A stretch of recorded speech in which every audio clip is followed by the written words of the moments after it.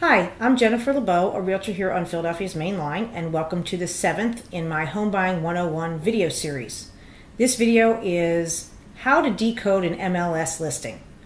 So by this point, you've probably, hopefully, gotten pre-approved, considered what areas you're interested in, maybe even selected an agent, and now it's time to go online and start looking at houses.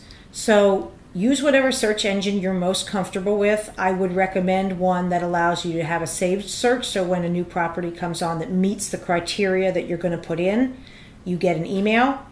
So I want to just talk quickly about your criteria. So most people start with price, location, and depending on the search engine you use, location might be the name of a town, it might be a zip code.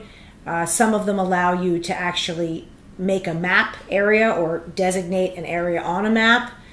You can look, again, depending on the engine, some places let you do school district. So once you've got area down and price, you may want to consider putting criteria in for square footage and or number of bedrooms and bathrooms. Lot size sometimes is one that people say I have to have at least a half an acre. So again, depending on the search engine you use, you'll be able to do the criteria according to its limits. Things also like age of home. If you definitely don't want an old home, you may be able to put in. Then you get into sort of the details, like has to have a garage, has to have air conditioning. If the search engine lets you do that, that's great. You can pick those things out, but just beware if the return information is 2 houses or 3 houses, you may need to relax some of the parameters. In any event, once you figure out what you want those criteria to be and you plug them in, you're going to get a list of properties back. So what this video is how to look at those listings. Depending on whether you're using Zillow or Trulia or Realtor, they all look a little different. So I'm going to go over with you the way that an MLS listing comes to you when you're working with me and I send it to you. And that's where all of the other search engines feed from. They go from the MLS, the multiple listing service. Their formats may be different, but that's why I'm going to go with the one that sort of is the beginning of it all. So when you receive a listing from me, and we're going to use this one that I have here as an example, the first thing you see at the top is the address here, 395 East Montgomery Avenue, the town, obviously the state, and the zip code. This word residential lets you know it's not a commercial property or an empty lot.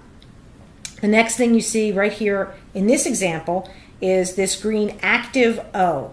So active means that the property is for sale, as opposed to pending, which means it is about to settle and all of the inspections have been negotiated and the mortgage commitment has arrived, or sold, which obviously means it was a property that sold. So this is active. What the O means is active is O is for other. That means, and there's active, it's for sale, but there's a contingency. In most cases, this means that the property is actually under contract, but that the buyer and seller have not yet finished or negotiated inspections.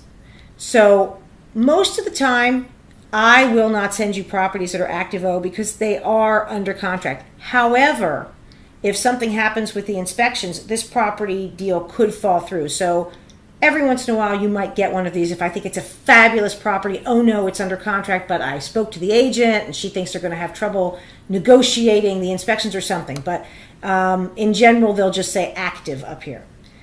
So this green arrow right here tells you that the price has dropped, this being the price, $425. On your copy, you will not be able to see what the price dropped from or when it dropped. I am able to provide that information, but on the client copy of this MLS sheet, you can't see that. So over here, we have a picture of view photos, little icon. You can look at the pictures, and you can scroll to the left or right using these little buttons. Over here, it tells you this is picture 1 out of a total of 24 for this listing.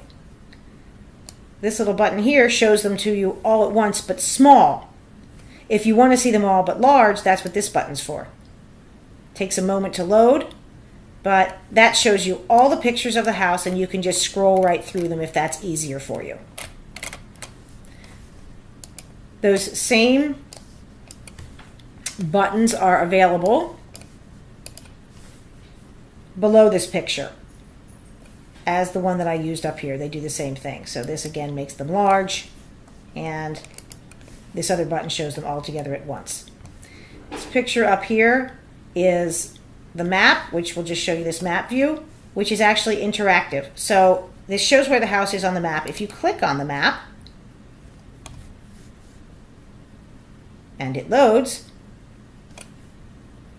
you can now see where the house is. And if you say, oh, it's too close, I can't really get my bearings, oh, now I see where it is. So you can use the map to really get a good sense of where the home is. Okay, so now we start with the nitty-gritty. The MLS number. That's just a number that the system assigns the property, and the only reason you would ever have to use that number is if you want to let me know which property you're referring to, and it's easier for you to keep track of the property by MLS number than by writing out the addresses. But otherwise, that's not going to mean much to you. Now this next number here is the tax ID number. Again, for the purpose of understanding information about the house, that number itself doesn't matter to you. It's a number that has to be put on all of the paperwork to identify the property. However, this is a link, and if you click on this link, you actually can see some information about this property. Who owns it, what the taxes are, which are also located on the main MLS sheet, when it was last sold. This one was sold in July of '98, and then the recording date means just when it gets to the courthouse. It's a little later. But in summer of '98, this property was sold, and what it was sold for.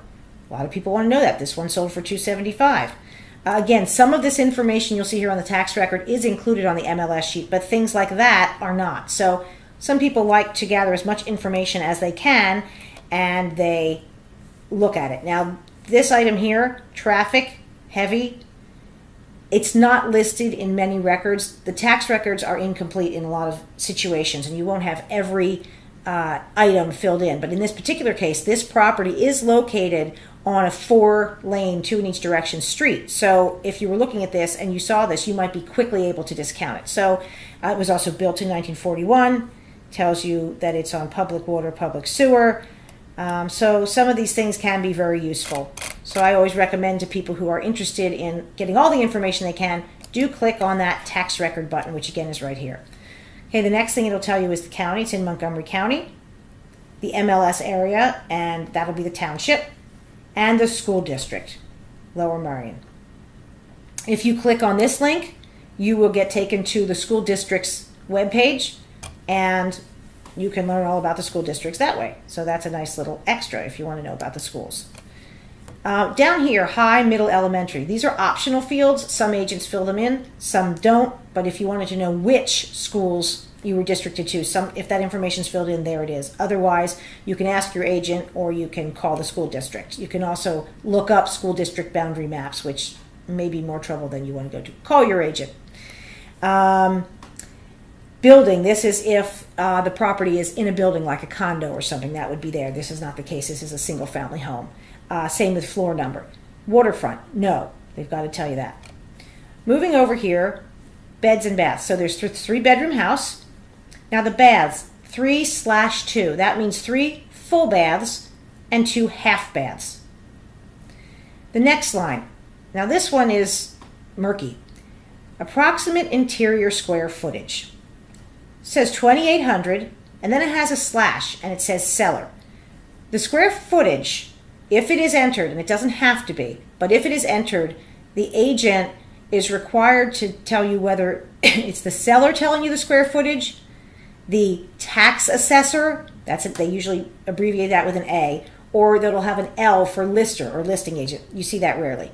The reason it matters is that when you see a property where the square footage like this one is listed by the seller, it often means that the seller has done something like finish a basement or enclose a porch, and they've estimated the additional square footage.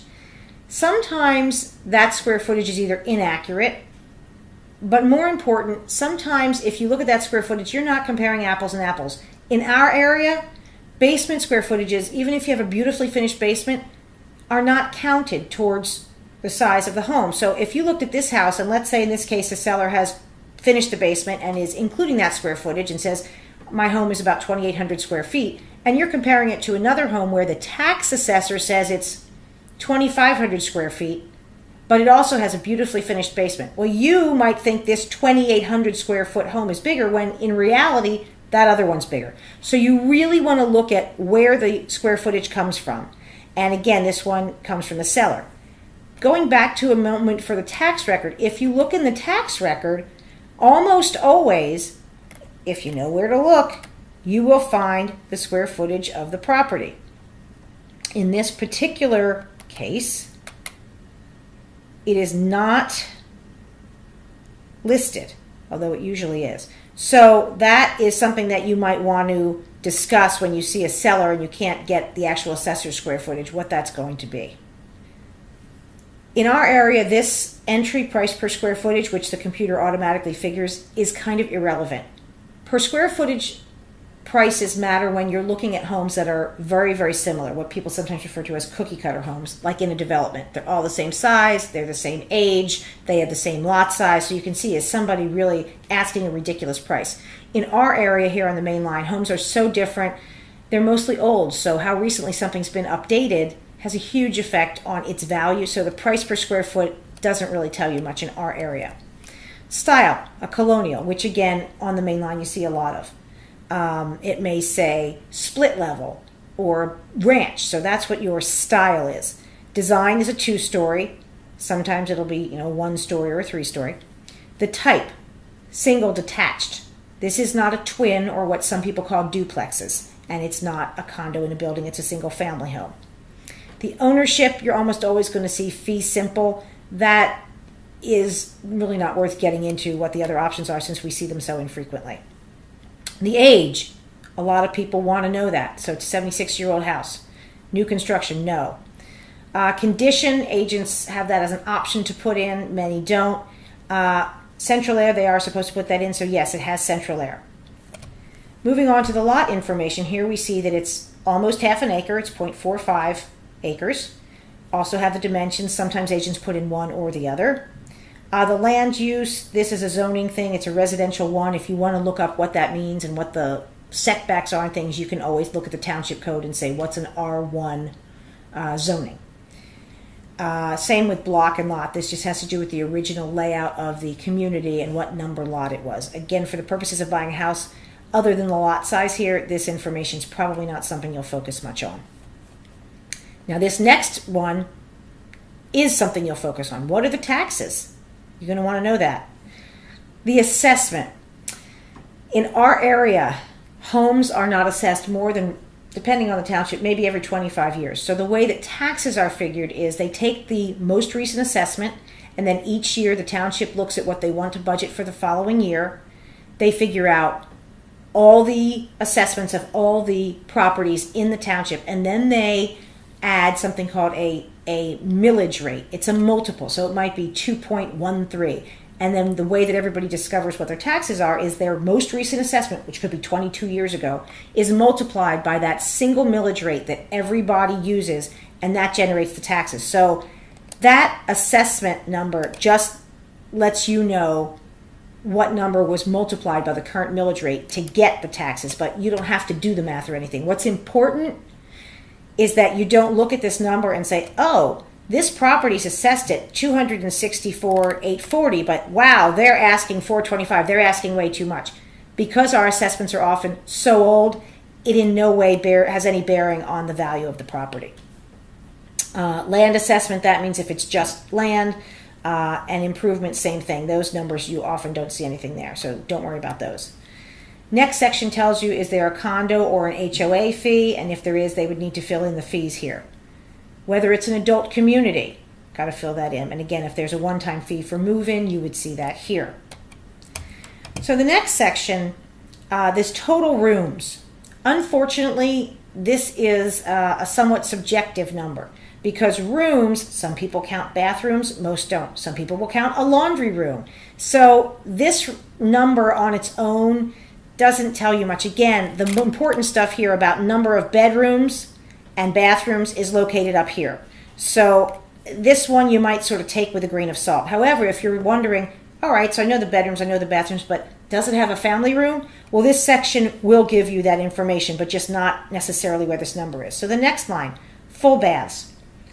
So 1 main, 2 up, 0 low. So what this means is there's 1 bathroom, full bathroom, on the main floor, and 2 upstairs, and no bathrooms in the basement. One thing to note is that agents can choose to fill in what floor they're on. Many agents don't, and personally that frustrates me, and the reason is, this is one of the reasons I chose this example, for this very reason. This is telling you that there's not a powder room on the first floor, there's a first floor full bath. That might be a turn-off to you, or if you might at some point need a first floor bedroom or need one for a parent, that may be something you really want to know. So it's nice when the agents are thorough and actually tell you what floor things are on, but with bathrooms, they often don't. This one actually tells you, forgive me, this does have a park bath on the main floor, so this is exactly why we're doing this example. Park baths, that means a half bath. There is one on the main floor, so it sounds like there's a full and a half. And 1 low means there's one in the basement. There's a powder room in the basement. So that's why there's 3 full bathrooms, that's these, and 2 half that we saw right here, the 3 full and the 2 half. So that, in this example, the agent's been thorough and you can see their locations. So now the bedrooms. The main bedroom, they give you an approximate size. Again, this is optional. Many agents do not go to the trouble of dimensioning the rooms, but it's very useful when they do. And it tells you it's on an upper floor. So this is not a first floor master. Same with the second bedroom, it's on an upper floor, and the third. So over here, the living/great room. There is one, this is how big it is, it's on the main floor. There's a dining room. Now dining rooms, I've had clients with giant dining room tables that have been passed down from grandparents, and they say, have this huge table, I need to make sure I get a big enough dining room. Well, if that's really important to you, and you see the size of the dining room, and you say, nope, you can cross this house right off your list. So that's why knowing how to read these things can save you time. The kitchen now here, family room, 11 by 13 on the main floor. So now you know it's not just a finished basement, there is a first floor family room. This one also has a cottage listed. We'll get to that in a minute. That's not a common listing, cottage. What does that mean? It must mean there's some kind of extra space. In the comments below, I think we'll discover what that's all about. The next section talks to you about what the exterior is built of. It's stone and wood. Some people say, I absolutely don't want a stucco house. We have sometimes issues with stucco in this area, so that's why you want to look at that. It tells you it's a shingle roof, asphalt shingle. We have a lot of old homes on the main line, many of which have slate roofs. And some people say, oh, wow, I don't want the cost of caring for that, so that's why they tell you that. Are there sidewalks?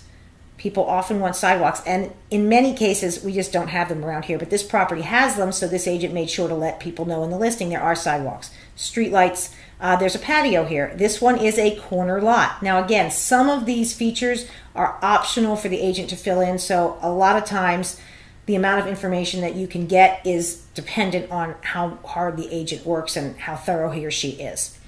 This was supposed to say level lot. The L got left off, but it's a level lot. Again, we have a very hilly area. Some people say, I really want a flat backyard. So that's an important criteria. And that there is no swimming pool. You have to disclose if there's a pool. Interior, same situation in that the things that are listed here are stall shower, walk-up attic, there's a vestibule foyer entrance.